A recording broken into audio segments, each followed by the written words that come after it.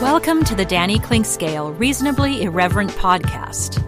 Insightful and witty commentary, probing interviews, and detours from the beaten path. Welcome to Kansas City Profiles presented by Easton Roofing. Kris Ketz is a remarkable broadcasting story. He was born to broadcasting, just like me. His father was an anchorman, his father working in the Quad Cities for over 3 decades, and Kris would end up being very much in common with his father in an incredibly volatile industry. Kris Ketz has had 3 jobs, right during college as a radio reporter, then moving to his dad's television station for a short stint, and then on to Kansas City in 1983, and he has been at KMBC TV ever since. That is a remarkable run in an industry where change and volatility is commonplace. For 14 years, he anchored the weekday editions of KMBC 9 News at 5 before being named co-anchor of KMBC 9 First News in October 2007, and then named co-anchor of KMBC 9 News weeknights at 6 p.m., 9 p.m., and 10 p.m. in May 2015. All he ever really wanted to do was be a broadcaster, and he certainly has fulfilled that, and has served Kansas City as a reporter and then an anchor person for years and years and years with his easygoing style and quick wit. He has won Emmys. He has interviewed presidents. He has interviewed celebrities. He's pretty much done it all. And we'll hear how it developed and where it lies right now with Kris Ketz coming up next on Kansas City Profiles, presented by Easton Roofing. We're here with Joe Spiker, the CEO and president of Easton Roofing. And Joe, you had a great year in 2019, a record year. 2020 comes, things are moving smoothly along, and then the coronavirus comes. But your company seemed to be very ready, very proactive, and very ready to serve your customers well. Yeah, we adopted social distancing very early before the cities even put out the notices. And we started working from home. We are largely cloud-based as a company, so that transition was easy. Our technicians are wearing masks and gloves, and salespeople are not meeting with homeowners. We're doing everything digitally and doing everything we can to do our part to get over this as quickly as possible. So for any needs that people have right now, what's the best way to get in touch with you? Well, you can always call us, 913-257-5426. But the best way is to go to eastonroofing.com, put your information in, and we'll give you a call. Easton Roofing, integrity matters. I'm here with Tim Emerson, the owner of Emerson & Company. And Tim, give us an idea of the range of services that you provide from Emerson & Company. At Emerson & Company, we do credit card processing, payroll services. We do bookkeeping, merchant accounts like point-of-sale systems. What would you say differentiates you from other companies in the field, and what makes you special? I think what makes us unique is that we're a small local business making regional decisions on companies. We create a profile for the business and then put it out to our different vendors in a very competitive environment and tailor those needs to the specific business, which usually ends up in a great fit or great result for the company. And, of course, the idea is to save money, right? Save money, and actually sometimes I'm surprised where actually a solution that may cost a little bit more ultimately does save money, but we're not conditioned to think like that sometimes. Emerson & Company. Check them out at emerson-co.com or call them at 816-360-9092. If you'd like to join these and other great sponsors and market your business to a growing and engaged audience, contact us at danny@dannyclinkscale.com. Look forward to hearing from you. Kris, we certainly have a lot in common. In fact, the other day when somebody was responding to something to me on Twitter, they said, you should do a profile podcast with Kris Ketz because you're both the sons of broadcasters, and that is true, and we'll get to that. But you were born in Chicago, born in Omaha, and raised in the Quad Cities, and I think most people, or actually anybody who follows golf, maybe knows the Quad Cities. But tell us a little bit about being the boy of a broadcaster in the Quad Cities. Yeah, born in Omaha, and for those who don't know the Quad Cities, I grew up specifically in Moline, but it's Moline, Rock Island, East Moline on the Illinois side of the Mississippi River, and then Davenport and Benton, Ohio on the other side. And my mom still lives there. So, and my son and daughter-in-law and 1-year-old grandson are also in the Quad Cities. So I get back a lot more than I probably would have otherwise. But yeah, grew up in the Quad Cities and specifically in Moline, and grew up probably like you, Danny. I mean, I was the son of somebody who was in the media and was a prominent part of the local media. And so the only thing that was a little different that people in our neighborhood and friends picked up on pretty quickly, but everybody else had some issues with. My father's name on television was King. His real name is Ketz, but on the air he was known as Jim King.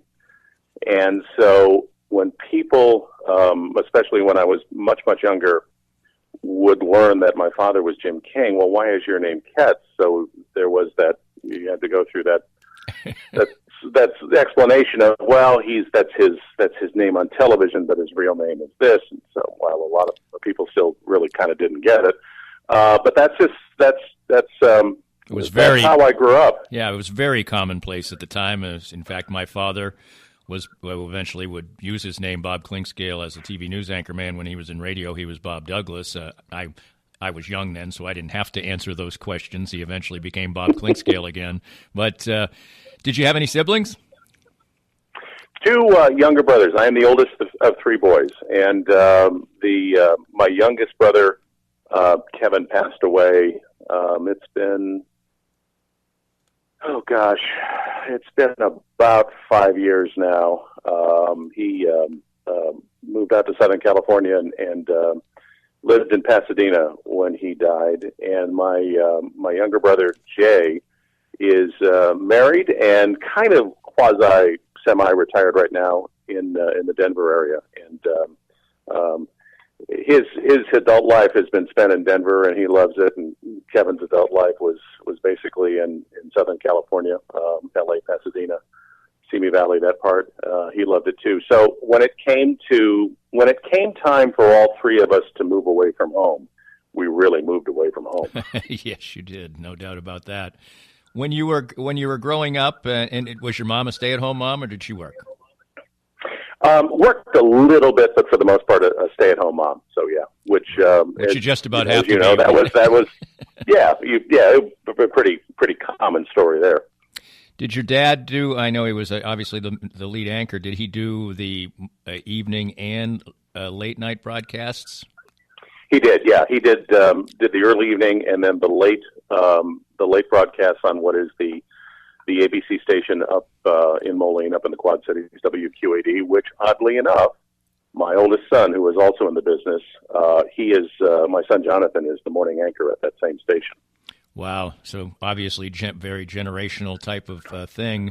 But I know from experience, my dad eventually would do the morning show, but he was a 6 and 11 anchor for a while too.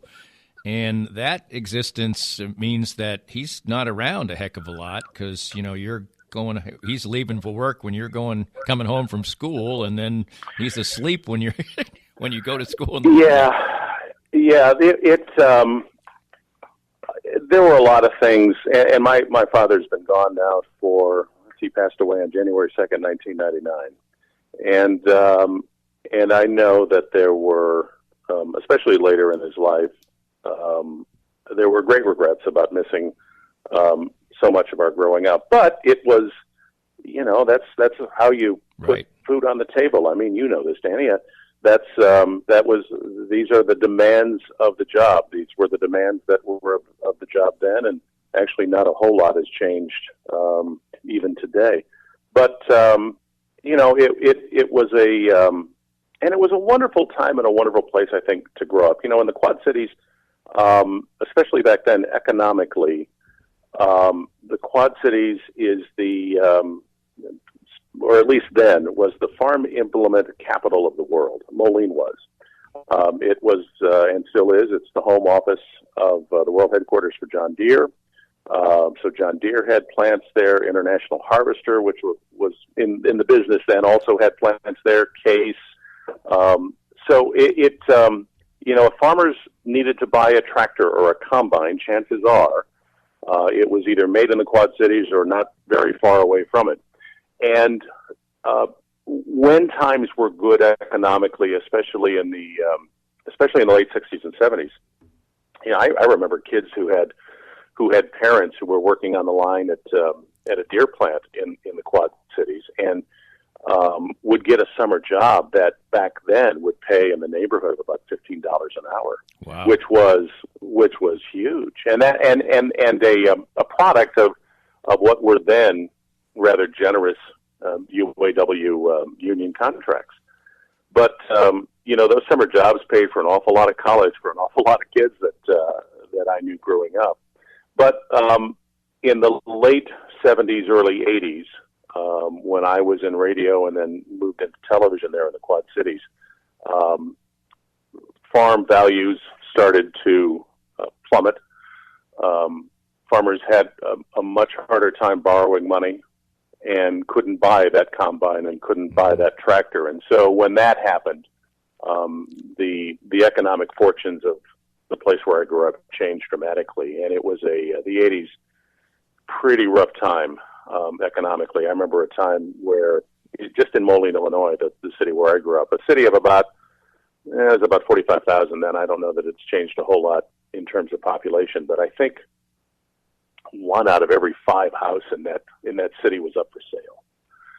That is just one small illustration of what a tough time it was when the economy changed. And it was very much an economy where they really had kind of all their eggs in one basket. I think things are a lot different now.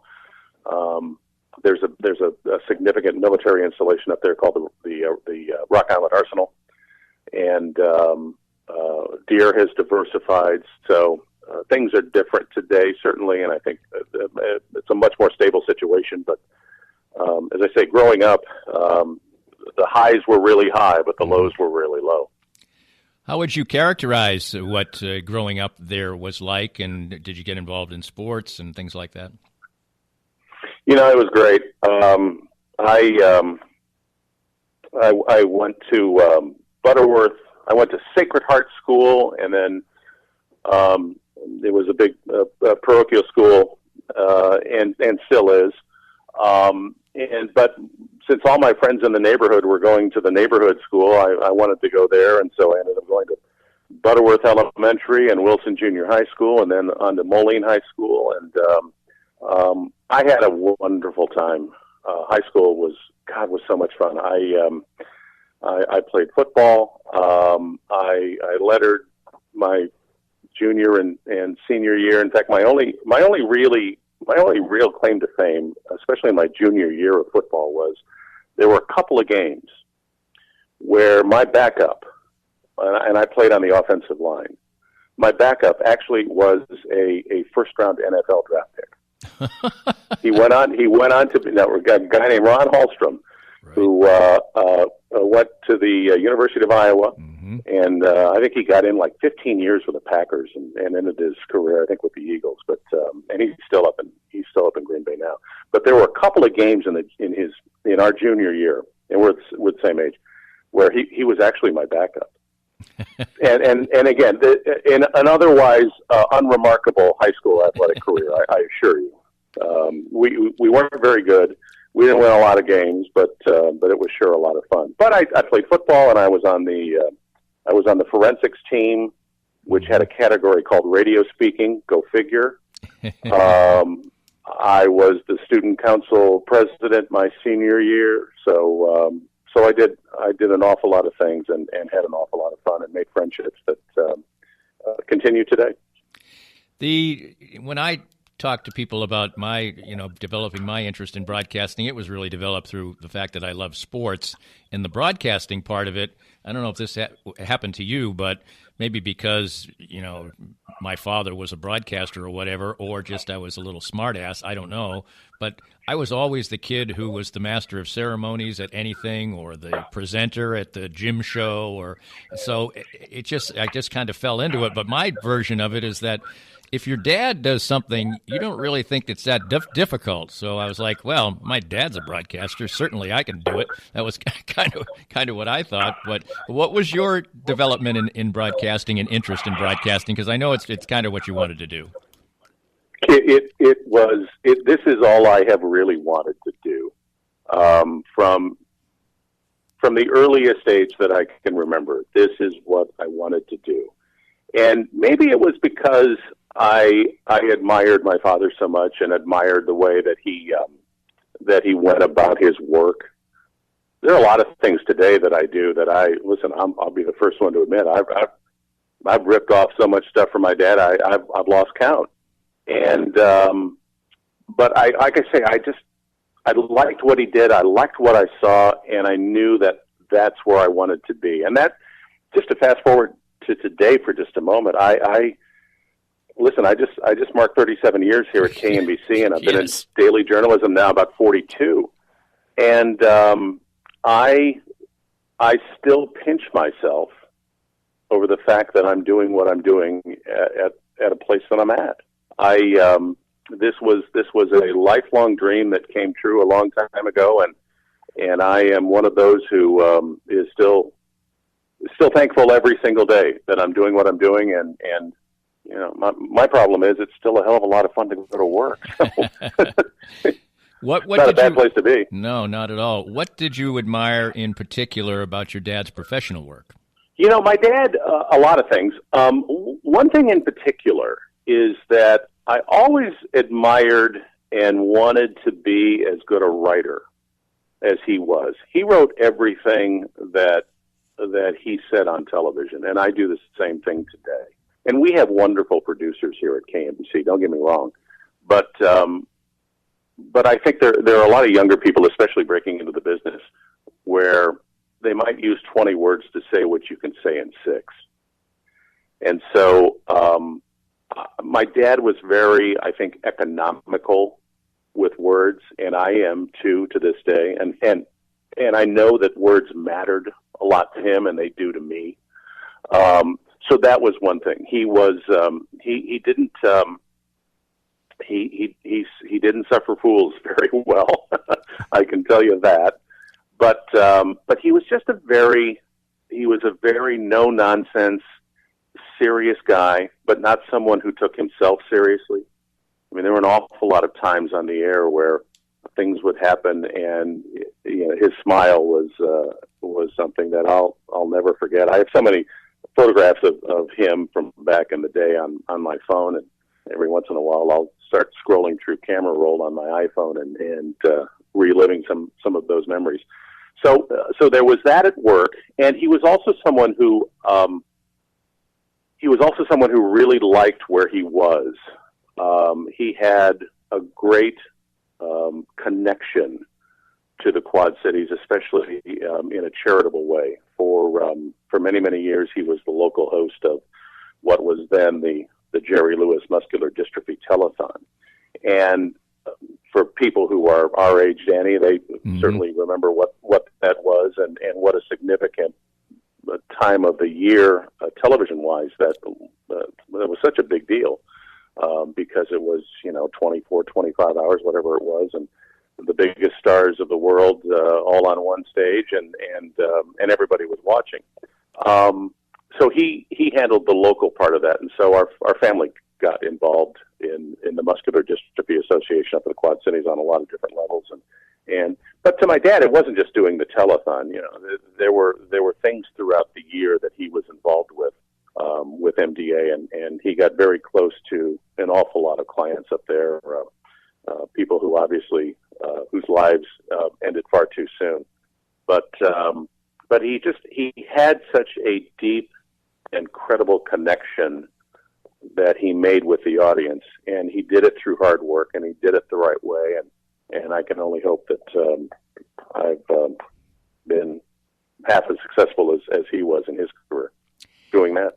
He obviously stayed at WQAD-TV for a long, long time. Do you know, maybe he didn't tell you, I don't know, did he ever have opportunities to move on? Yeah, he sure did. Yeah, he did. I remember one time in particular where I thought, and I was just a kid at the time, I thought, we might be moving to San Francisco. And but for whatever reason, it didn't happen. But I think my dad was also, I think because he was born and raised in Chicago, I think if Chicago came calling, I think we probably would have made that move. But I think Northern California was probably more than he wanted to bite it off and chew, especially at the time with 3 young children. But the Quad Cities, as I say, it was a terrific place to grow up in, and at a wonderful time, and you had a pretty good situation there for an awfully long time. And now my oldest son, Jonathan, who is, as I say, he anchors mornings there. It's his first job out of Mizzou, and Jonathan has been there now. I think it's going on 7 years. And but my son's first job in the business, he walks into a building where the street in front of the station and the studio are named after his grandfather. So there's no pressure there whatsoever. Absolutely.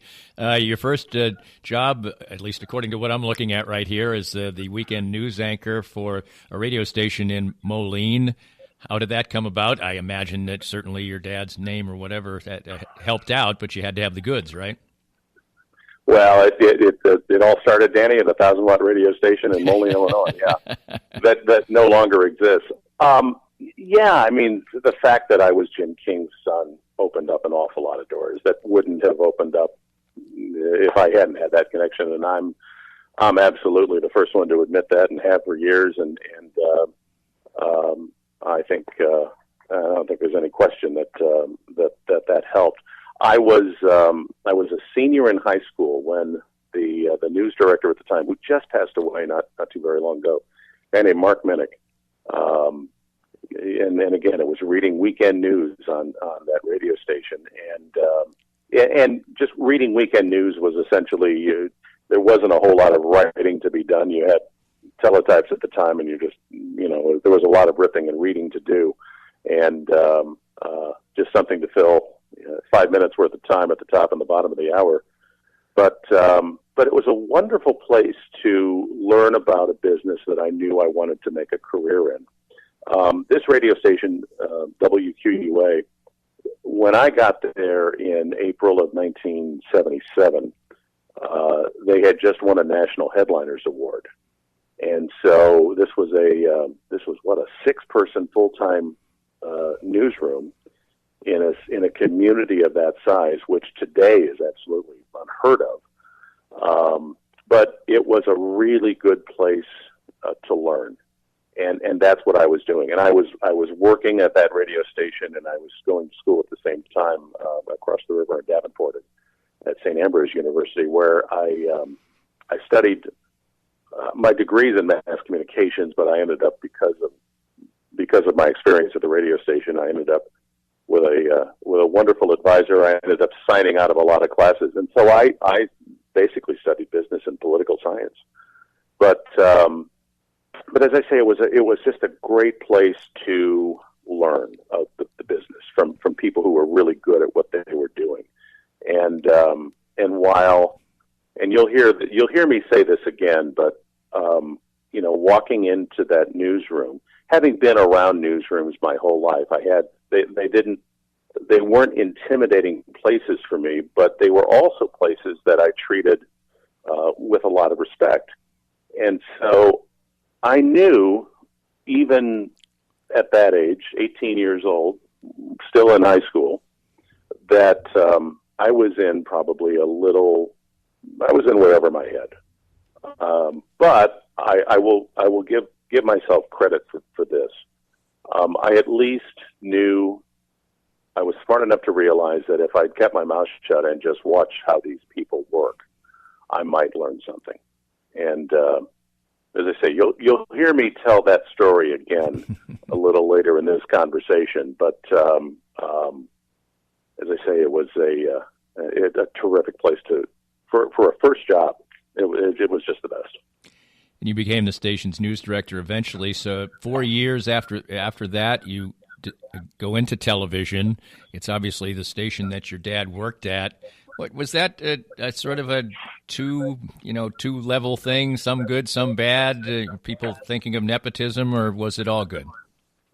Oh, I don't think there's any question about that. Yeah, I was only at WQAD TV. I was still in college. I was finishing up at Ambrose. It took me 5.5 years to get out of there. There was not to back up too far a little bit, but there was 1 year in my college career that kind of got tossed away. the radio station I was working at had just won a contract to do University of Iowa basketball home and away.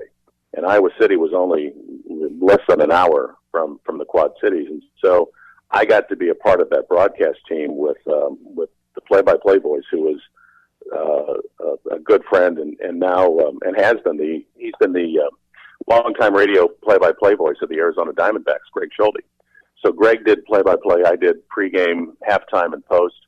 And so yeah, I'm still trying to go to college.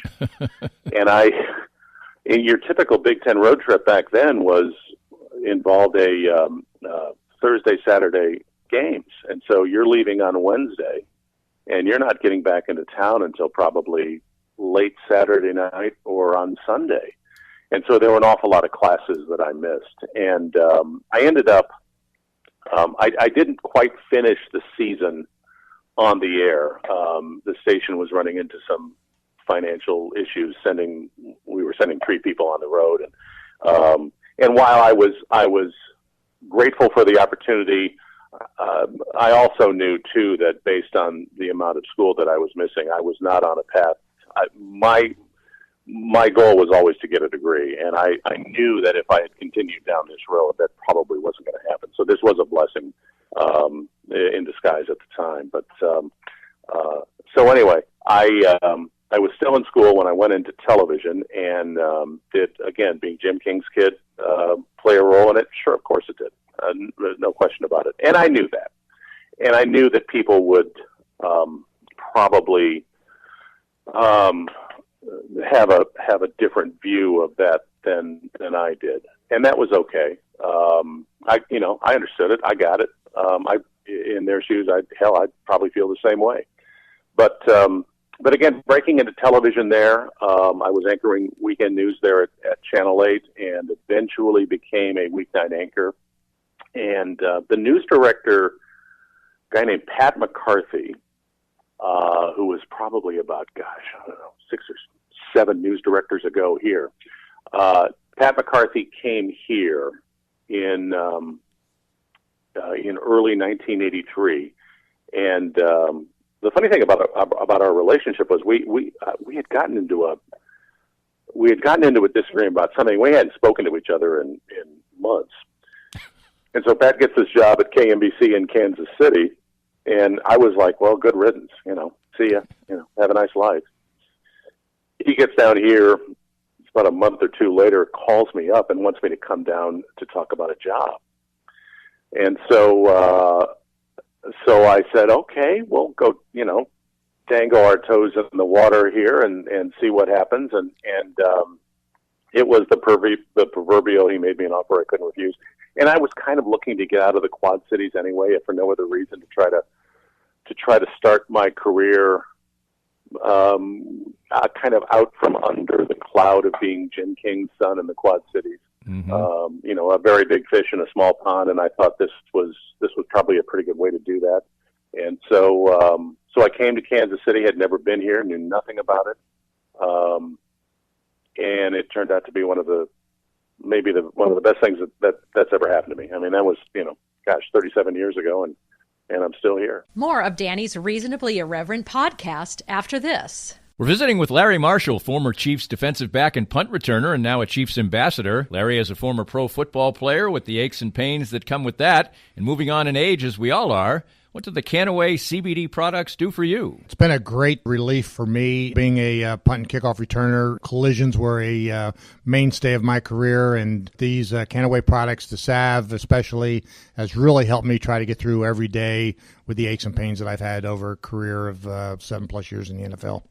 I get similar benefits as well, particularly with my back. Certainly wasn't a football player. What's the best way for our listeners to get more information about the great products themselves? Well, I'm so enthused about it, Dana. They just contacted me at larrymarshall.canaway.com, and I can give them all the information they need to help them get through the day as well. Start gaining all the benefits that Larry and I do from the trusted and reliable line of Canaway products. As Larry said, visit larrymarshall.canaway.com and get information on all the great products from Canaway.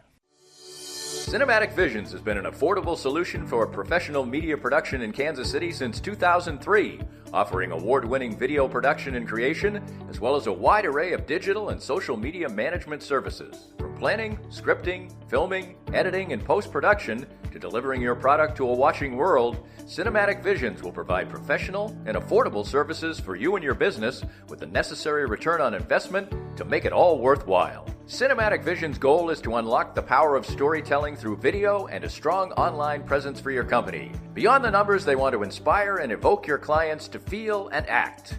Let my friends at Cinematic Visions embed your brand where it belongs, in your customers' minds. You can find them online at cinematicvisions.com or with a quick phone call at 816-600-6300. My friends at Advanced Sports and Family Chiropractic and Acupuncture are among the most accomplished and trusted clinics in the nation. Only one clinic has been rated in the top 5 in all 3 categories of chiropractic care, acupuncture, and rehabilitation, and that clinic is ASFCA. They have locations in Olathe, Overland Park, Prairie Village, Belton, and Lee Summit. Doctors Brad and Christina Woodle and their accomplished team of doctors and therapists will treat you like family, for the simplest of injuries to the most complicated conditions to avoid surgery. Whether you are seeking treatment for an injury or just looking to stay healthy and fit, this is the place for you. And it's been the place for me for almost 2 years now. I've been a strenuous daily exerciser for years, and as time goes on, that takes its toll. But regular appointments at Advanced Sports and Family Chiropractic and Acupuncture have helped keep me ticking on, and even as the years pile up, their regular care has allowed me to keep to my regimen and feel great. If you want to feel the same, give them a call or visit them at asfca.com/Danny. They accept all insurances and are open Monday through Saturday, and make sure to mention that Danny Clinkscale recommended Advanced Sports and Family Chiropractic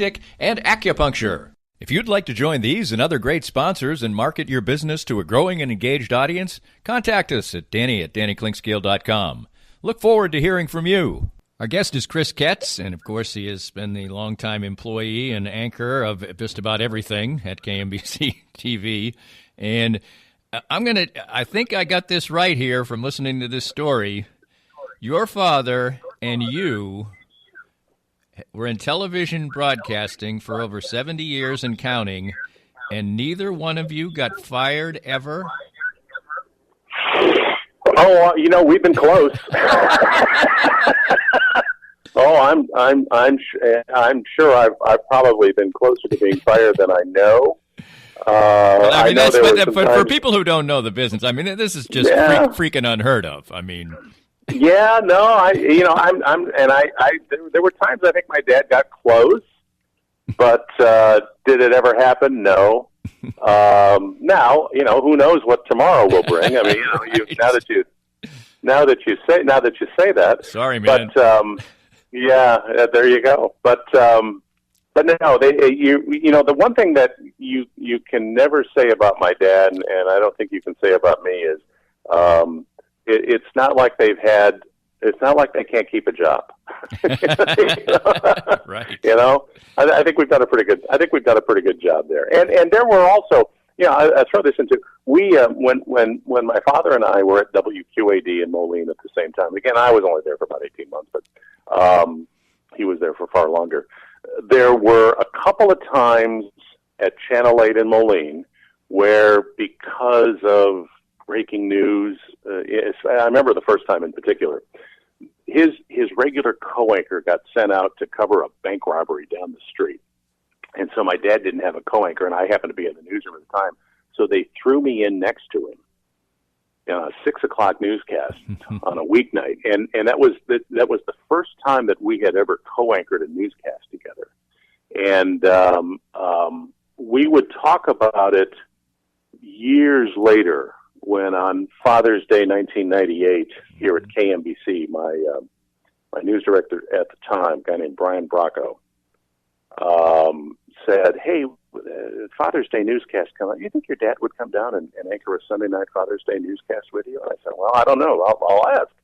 And he did, and it was one of the great moments in our family's lives. And he would pass away. My dad would pass away the following January, and so it was really special. But yeah, we ended up co-anchoring a couple of newscasts kind of by mistake there at Channel 8, and I even have a little bit of video from that night in Moline, and I remember being scared to death.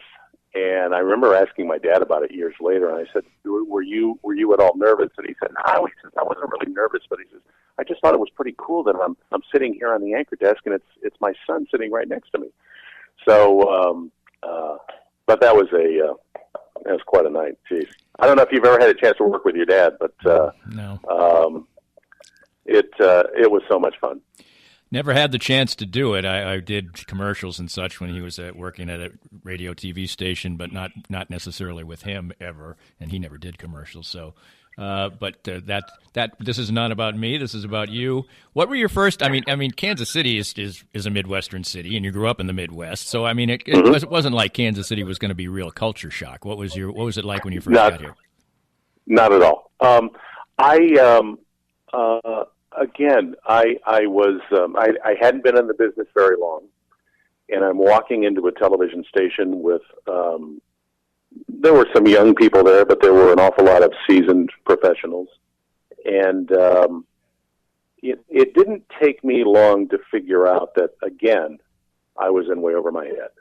There was a lot about, certainly, the business that I didn't know, but there was an awful lot about reporting that I didn't know and that I needed to learn. And so I walk into the newsroom at KMBC, which back then was in the basement of the Lyric Theater downtown at 11th and Central. And I'm in a newsroom. To my left is Michael Mahoney. Seated to my right is the late, great Edward Lewis.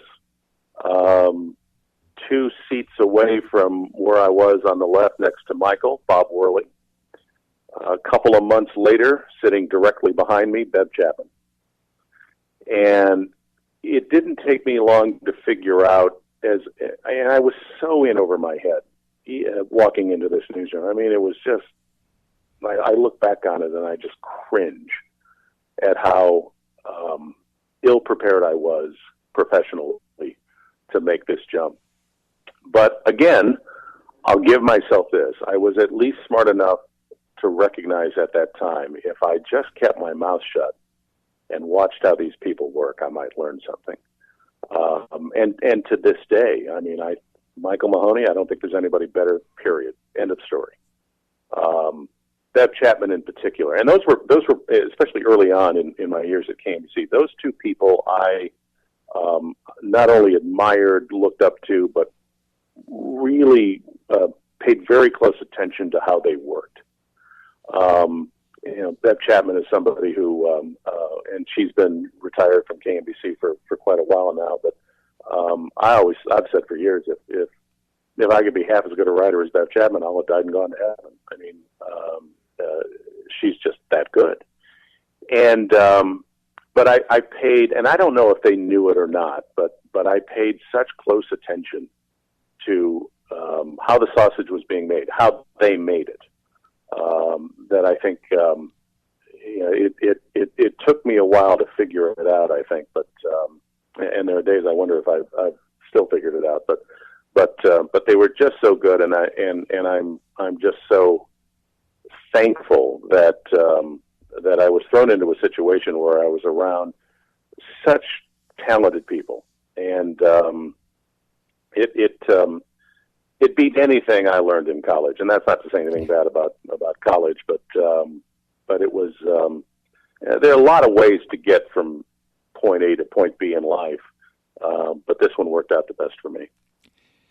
As you were building your career at KMBC, and you'd be a reporter and eventually, obviously, anchor just about everything there is to anchor there, what was the personal side of it like for you, building a personal life here in Kansas City?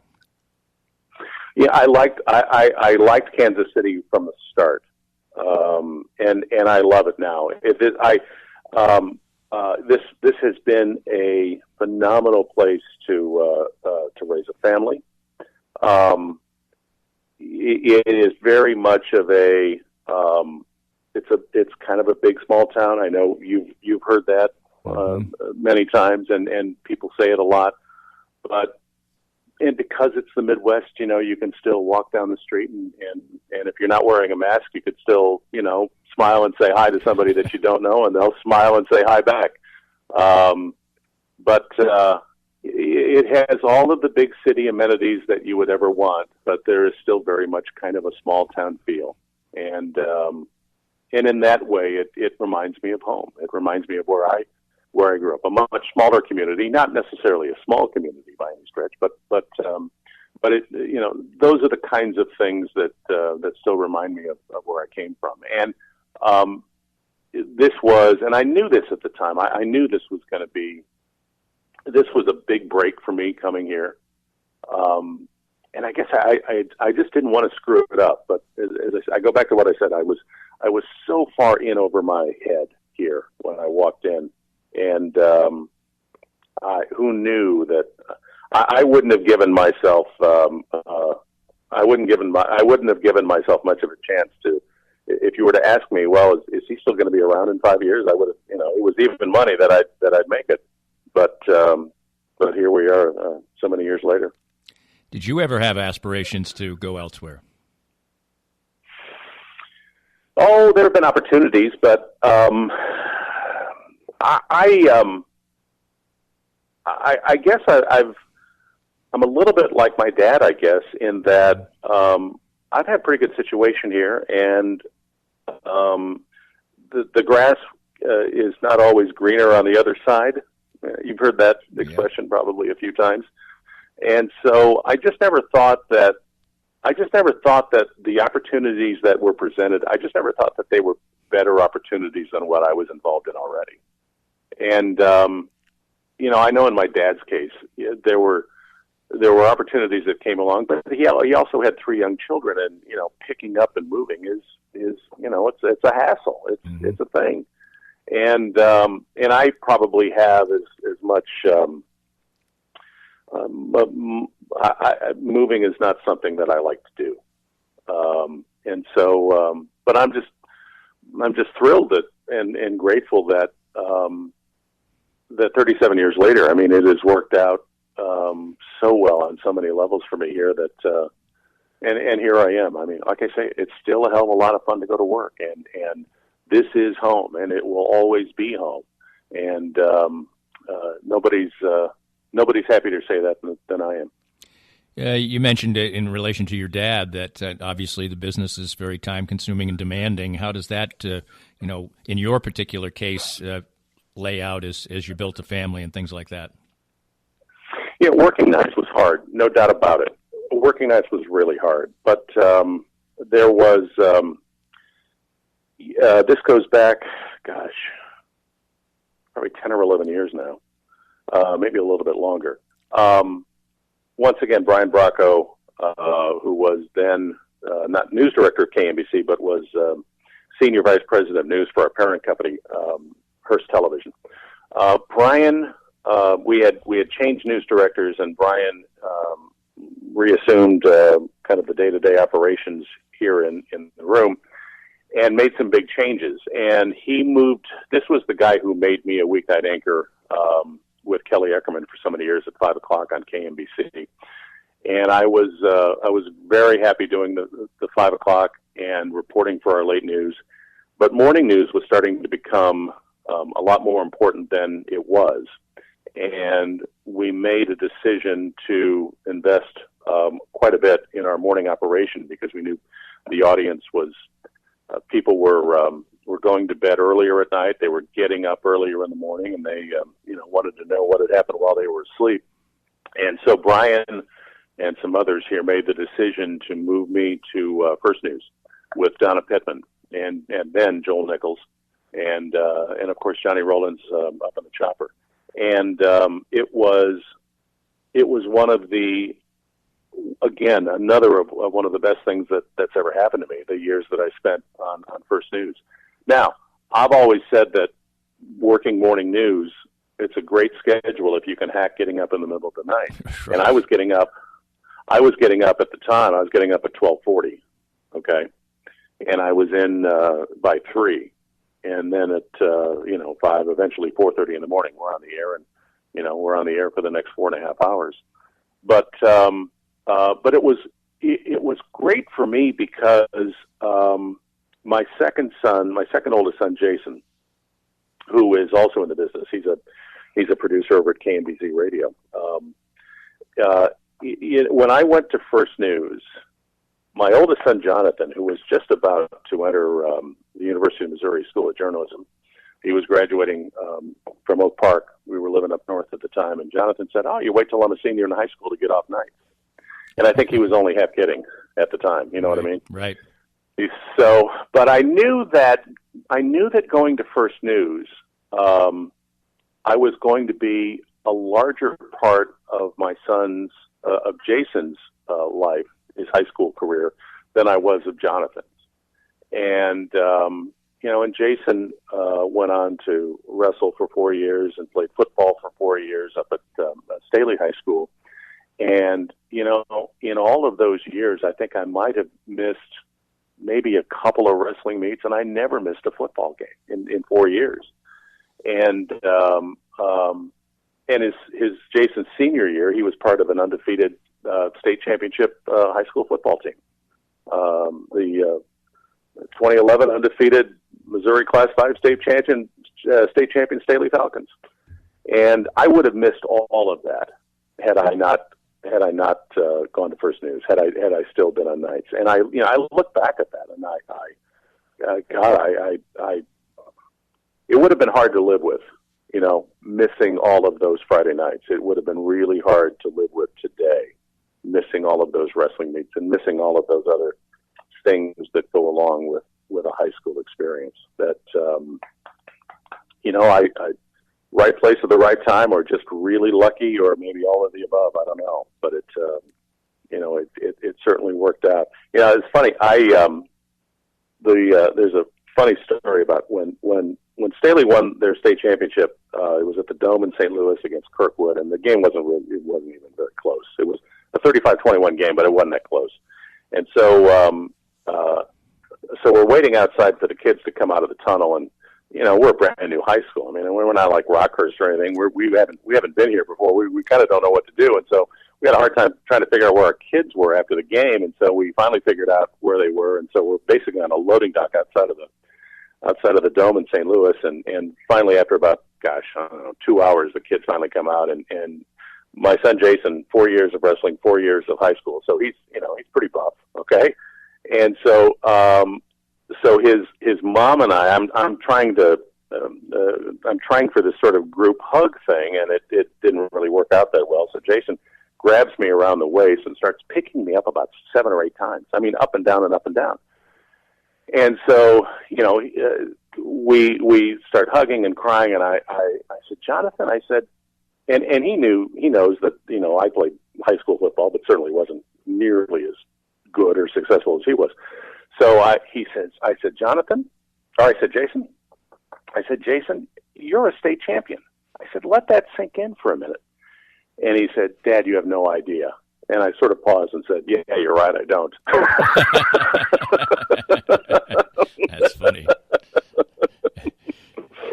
But I would have missed all that had, Right. had First News not come along. Right. That's my point. Yes. I'd love to say that I designed all of this, but I am lucky on so many levels. It's scary. Well, in your personal life, it took a fairly recent chapter. It developed in the mid, 2010s, in what resulted in your marriage to Dana Wright. How did you two get together? Well, that was kind of a result of moving to First News. We had been working opposite each other. She anchored the 5 o'clock at Channel 5, and I anchored the 5 o'clock at Channel 9, and then we would see each other on the street. Dana will tell you that when she got to Channel 5, and she got to Channel 5 at just a wonderful time, because, they had Wendell Anschutz and Ann Peterson and Don Fortune, and, you go down the list. They had terrific reporters and stable operation, and Dana was She was far better as a younger reporter than I was. I'll just leave it at that. But she claims that first couple times on the street that our paths crossed, I ignored her, which may or may not be true. I don't remember, but I'll I'll let her tell that story some other day. But when Channel 9 moved me to First News, it wasn't long after that Channel 5 moved Dana to their morning newscast. And so it is an adjustment, and it is a struggle. And just the fact that you now have to get up in the middle of the night to go to work to start your day. She had young children at the time, so I don't know how she did it. But we had become friends, and Dana reached out and said, "How do you work this schedule? How are you adjusting to it? Is there something in your experience that I can learn from?" I mean, she was looking for some advice here, and so we would go out to lunch, and we were both in the middle of divorces at the time, and it's a pretty common story. I think one thing leads to another, and here we are. But it was through work. That's how we met, and that's how we got together. Now, from here on out, Dana, I am Mr. Dana Wright, just so you know. Okay, my wife's a big star now. Probably she's a much bigger star now than she was on television because of the show that she's on and the success that it has become. I am Mr. Dana Wright, so just so we're clear. All right. I have to ask you, and I've talked to Jason about this, there's almost no way for people not to take this the wrong way, but I just have to run it by you. Dana has one of the most endearing things about her when you listen to her, the show and everything else, is she has a very, very distinct laugh, and it's certainly boisterous. Okay, I guess I'm trying to walk a fine line here. No. That's the way it is. That's the way it is at home. Yeah. No. Did that take when you started, becoming romantically involved? Was that any adjustment to you, or did you just love it? Did you just love it? No. Oh God, I just loved it. No, not at all. Not at all. Not at all. And the thing about her show is, if you want to know what's going on in our house, just listen to 98.1 from 2 to 6 Monday through Friday. We're pretty much of an open book, There isn't a whole lot that her audience doesn't know about what's going on in our house, believe me. Well, I did say, and of course you don't work that shift anymore, and I did morning drive for quite a few years when I worked in upstate New York, and I didn't much like it, but you get used to it. And my only joke was and it wasn't a joke really, the best thing about it is for your golf game, if you do play golf, and I know you do, because you can play a lot of golf if you can suffer in getting up in the morning. I would. My day would start before 3. We would be off the air at 9. Usually by 10:30 in the morning, they're literally kicking us out the door. Now, for me, it was necessary. I would sleep in blocks. Okay, and that first block of sleep would come right after I got home, and I would crash for a couple of hours. But the beauty of that schedule is you have the rest of the day. And so again, if your son has a 5:00 wrestling meet in Carthage, Missouri, I'm there. Right. If he has a football game on a Friday night, not a problem, I'm there. If you have the whole day to accomplish whatever it is you need to accomplish. And if you don't have anything going on, and you want to go play golf, you go play golf. That was one thing when Dana and I got together. I don't know if you know this or not, but my wife's a pretty salty golfer. Well, I know she's made a couple hole-in-ones. I know that. She has a couple of aces. I'm not in that club, but she's around a 10 handicap. Okay, and I'm north of that, way north of that. But when we got together, I hadn't played in I hadn't played since the tornado in 2003 that took my house. Wow. And so, and the ironic part about that experience was we ended up renting a house as our house was being rebuilt. We ended up renting a house behind like the second green at Tiffany Springs up north. That whole summer was I'm living on a golf course, but I hadn't picked up a club, and hadn't picked up a club, like I say, for another 12 or 13 years. So when we got together, I resumed playing on a regular basis, and it took me a long time just to get average to where I could play with my wife. Now I can play with my wife, and and actually there are times when I beat her. Not very often, but it does happen. But she's pretty good, and we play an awful lot of golf. And we're lucky we live near a course, and we probably play in the summer because of our schedules. We probably play 4 or 5 times a week. Wow, very nice. So we share a lot of golf in common. That is for sure. We've been to the Masters. We've been to Pebble Beach, and both just, if you're a fan of golf, those are bucket list trips, and I recommend them to anyone who wants to go. Well, it sounds like in talking to you, I knew this anyway. You obviously have come across always to me as a person who appreciates what he has accomplished, but appreciates it in the right way. I talked earlier about your dad. I never thought that he handled his fame particularly well. I tried to take a lesson from that, but you certainly have. Your career has been remarkable, and you've also done an incredible amount of charitable work, and that seemed to also be something that you took from your dad. Yeah, no, like I said off the top, man, listen, I've ripped off my dad for years, and I'm the first one to admit it, and I'm proud to say it. I like to think that there's a lot about my dad that I could never reach, and will never reach, but I will give myself credit for watching him work and paying attention to how he did things and the detail by which he did it, and those are lessons that have served me well, I think, and lessons that I pay attention to this day.